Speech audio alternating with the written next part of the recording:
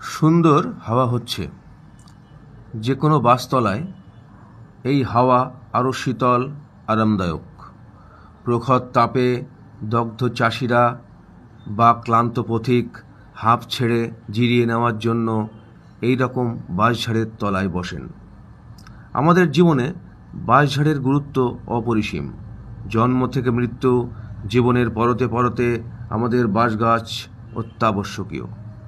বিভিন্ন রিচুয়ালস, পূজা মণ্ডপ থেকে শুরু করে বিয়ের অনুষ্ঠান, জন্মদিন, অন্নপ্রাশন, পৈতে, শ্রাদ্ধানুষ্ঠান, প্রত্যেক ক্ষেত্রেই এই গাছ আবশ্যক। এই বাঁশ বাগানকে নিয়ে কত সাহিত্যিক, কবির কলম থেকে কত কালজয়ী উপন্যাস, কবিতার সৃষ্টি হয়েছে তা বলা বাহুল্য।